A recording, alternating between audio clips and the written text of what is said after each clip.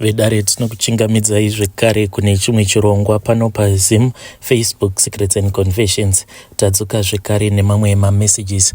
Regidzai tibva tapinda mumamessages edu atadzoka takakubatirai.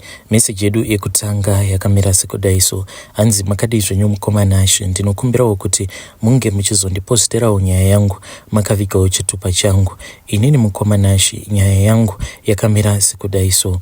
Ndine umwe uyo mu-Nigerian wandainge ndichishandira. Saka mu-Nigerian uyo I think kuti ane motikari dzake dzinosvika almost kuma-20. Motikari dzake dzose idzi akadziisa pama-Uber. Saka munongozivawo kuti vanhu vemadhiri. Iye akabva azongonditi ainge achida kundipinza mune mamwe madhiri. Saka ndakatanga ndichatya ndichiti zvimwe kuda ndainge ndava kuda kupinzwa madhiri ekutransporta zvinhu zvemadrugs, because ndaisionawo vamwe vakomana vekumusha hustling dzavainge vachiita avo vanomushandira vairakidza kuti vaizopedzisira vakonektewa nevanhu avo vanoita zvemadrugs. Vamwe vacho vakatombosvika pakuenda kuBrazil kana kuti vaitumidzira vadzimai vavo vachienda kuBrazil, then pakuzonodzoka paya obva watoona kuti munhu anenge atori nemari yakawandisisa.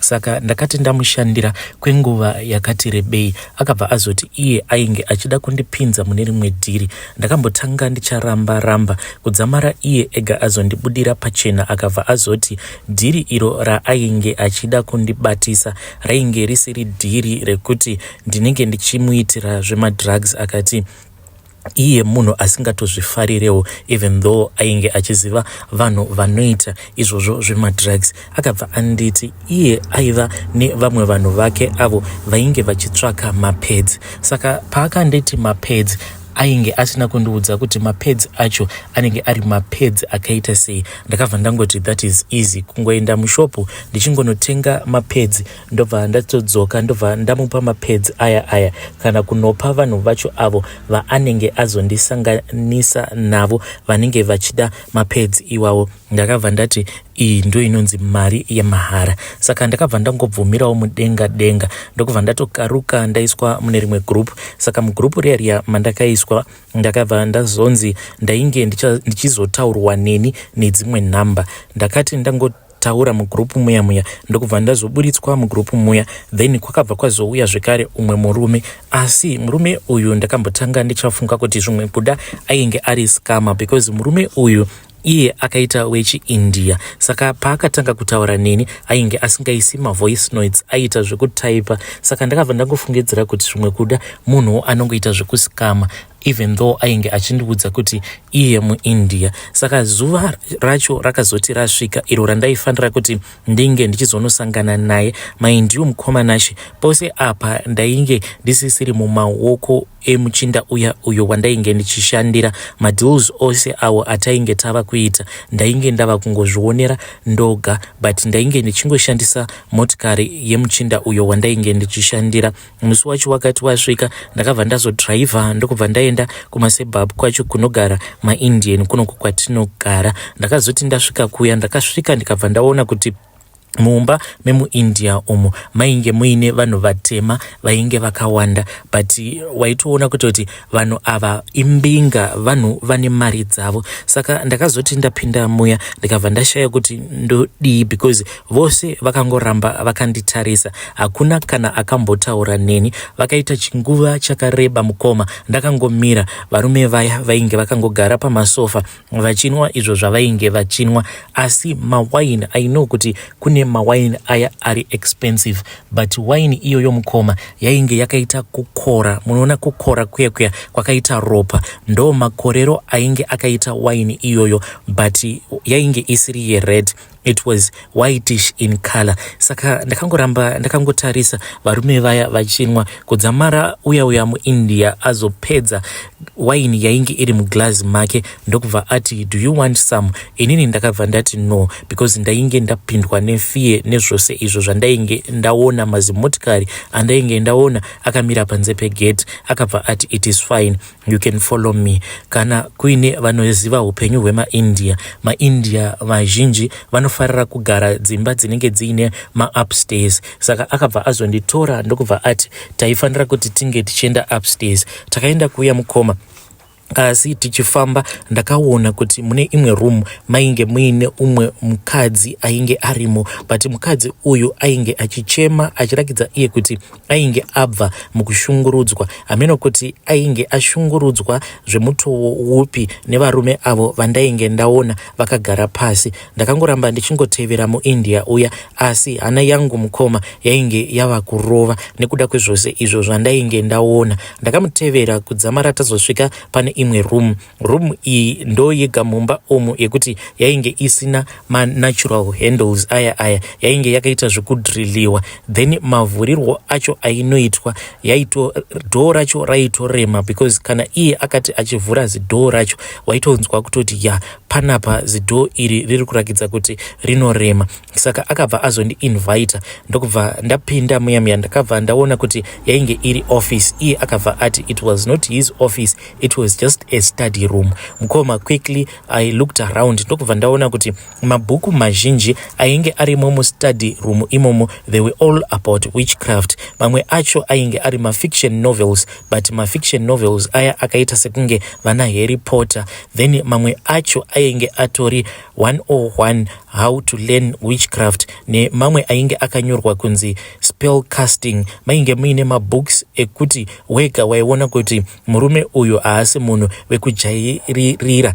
Then at the corner of his study room kwainge kuine kaaltar. Unoona kune tuma altar twavo tuya twavanoita zvekuti panenge paine chimwe chidhori ichi chinenge chakakotewa negold. Ndo altar yandakaona, ende painge paine zvimwe so zvainge zvichipfuta, but zvainge zvisingapfuti moto, zvaingoburitsa utsi, twainge twakaita kunge tutanda tutetetete twainge tuchingopfungaira chiutsi. Then akabva azoenda neni paaltar paya, akabva ati pane zvose zvandokuda kuti unge uchizondiitira, unokwanisa kundiitira here usingazokanganisi zvose zvandinenge ndakuudza kuti ndinoda kuti unge uchizondiitira nekuda mari mukoma? Ndakabva ndangoti hongu. Saka iye akabva ati bata ruoko rwangu, ndakabva ndabata ruoko rwake rwekuleft, then iye akabva azobvisa ruoko rwangu akabva azoisa ruoko rwake pamusoro peruoko rwangu, akabva azogadzika ruoko rwangu pamberi pechidhori chiya icho chainge chiri paaltar,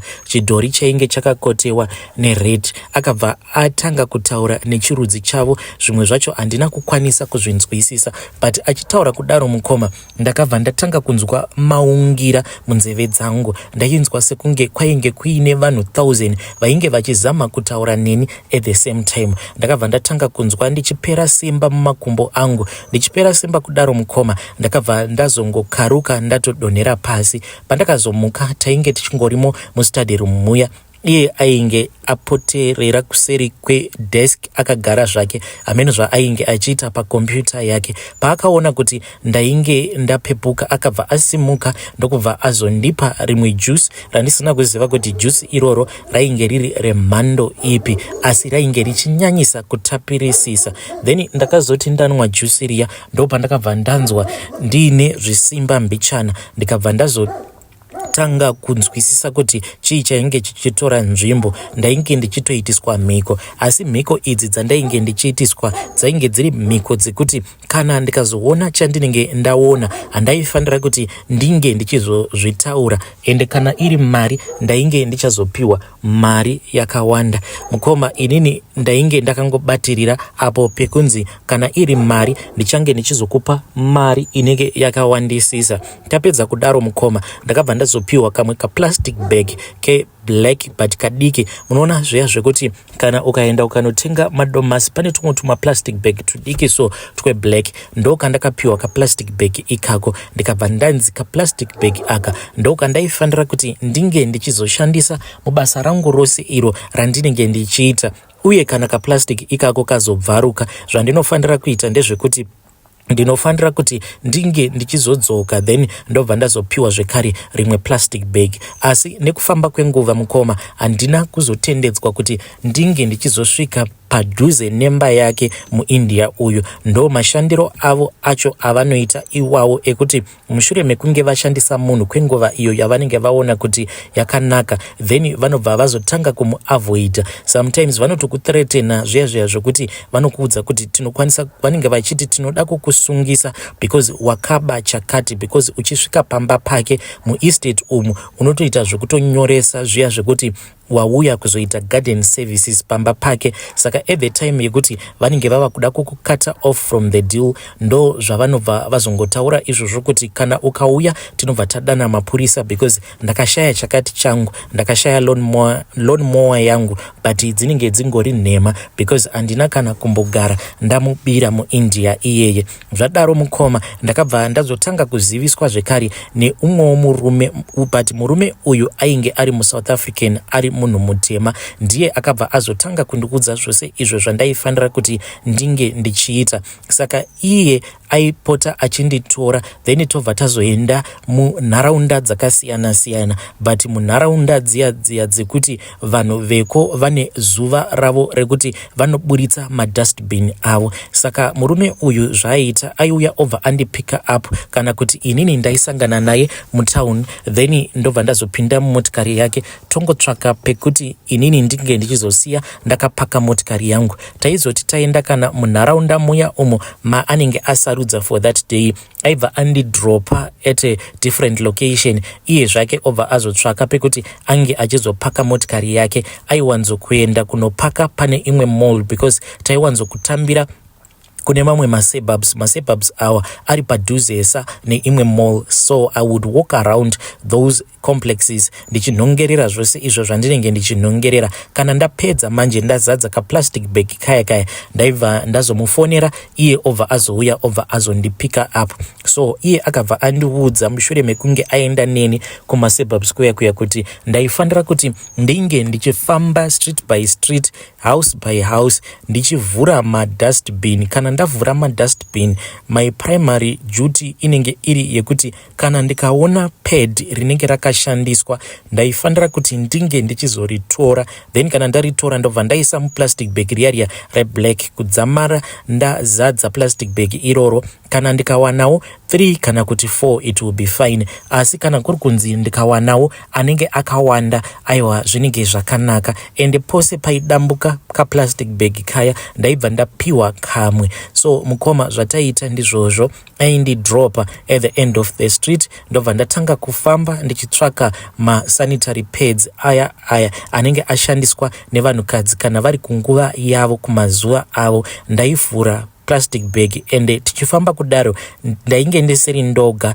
tinenge takatowanda, but vamwe ava vanenge vachifamba ndevaya vanongoitawo zvemadrugs vananyaupe, vanenge vachingotsvakawo zvimakeni zvekuti vange vachienda kunozvikanda, then vobva vazoenda kunozvitengesa kuitira kuti vange vachiwana mari dzekutenga nyaupe. Even though ndainge ndichingofambawo ndakaita kunge nyaupe, ndaitoti musi iwoyo kana ndakapfekawo hembe dzakanaka, kana ndazosvika kuya pane rimwe jaketi rangu iro raigara mubhuti remotikari yangu nemamwe mazinyatera, ndiwo andaibva ndazopfeka iwawo, ndobva ndatanga kuenda pabasa. Each and every month mukoma ndainge ndichipiwa 12,000 mwedzi woga ndaipiwa mari iyo inokwana kuita 12,000 pamabasa angu ose awa andainge ndichiita. Ndaiti kana ndasvika pamba pandinenge ndasvika ndainyepedzera sekunge ndiri kutsvakawo zvimakeni izvozvo because ndaifamba zvekare ndiine chimwe chibhegi changu icho chandinenge ndichita sekunge ndiri kukanda zvimakeni, but zvimakeni izvi ndaizoti kana ndawana mapads awa andinenge ndawana musi wacho iwoyo ndaibva ndazoenda ndobva ndanozvidhampa somewhere else zvimakeni izvozvo. Mukoma ndakazviita zvinhu izvi for 6 months, ende chinondirwadza mukoma ndechekuti pamari yose iyo yandainge ndichipiwa on a monthly basis, 12,000 on a monthly basis, mari yacho yose yaingoti kana ikapinda muhomwe dzangu mukoma mari iyoyo yaipera.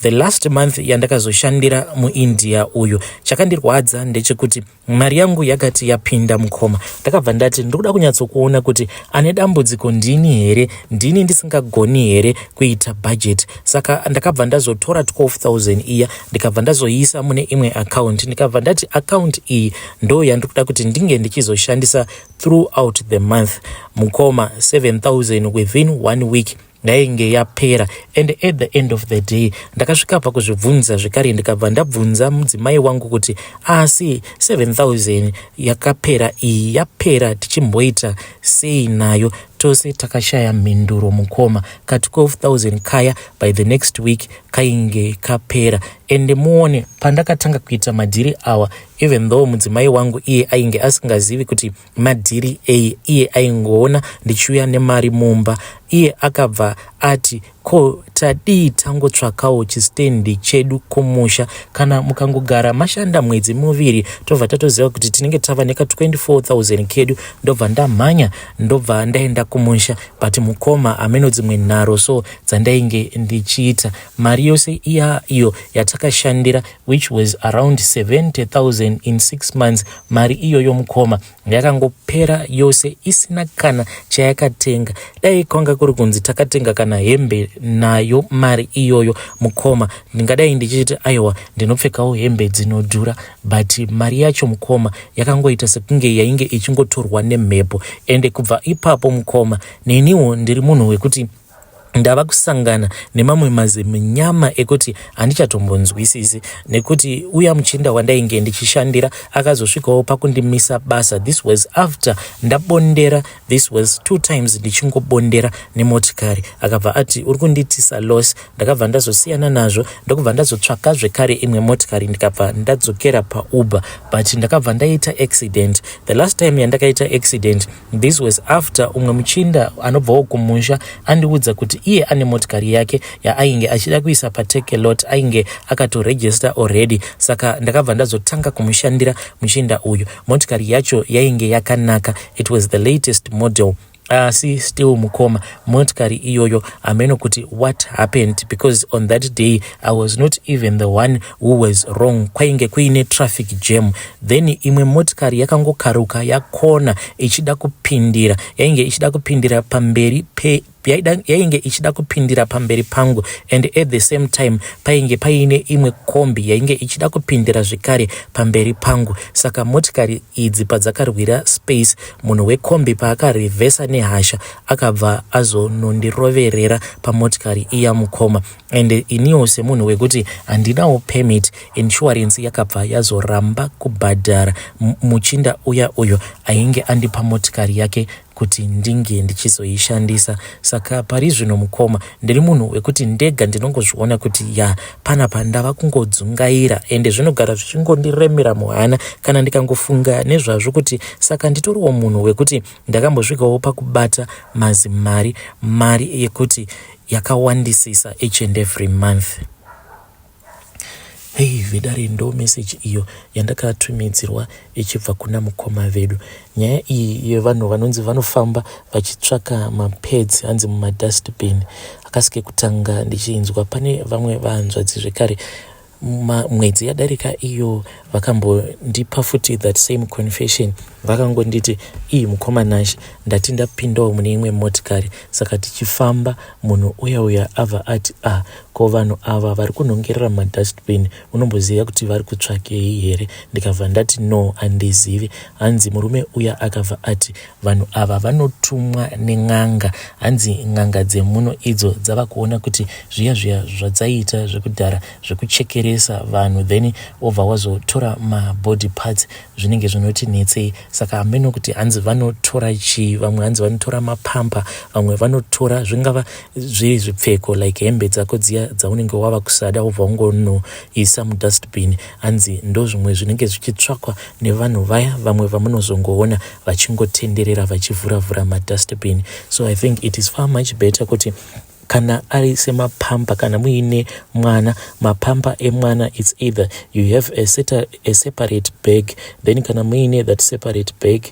paya pamunenge muri free, then you just go and throw muma dustbin mamwe aya anenge ari pama malls, mamwe anenge ari mutown. Then kana muine hembe dzamunenge mava kusada, it's far much better kuti mungoita hembe idzodzo dzekupisa than kuti hembe idzodzo dzozotorwa dzobva dzazoenda kunotengeserwa vanhu vanoita zvekurombesa, which means vanenge vava kurombesa maybe nelaki rako iwewe, vachikutorera laki rako through zvipfeko zvako. hei zvakangooma hazvo veduwe.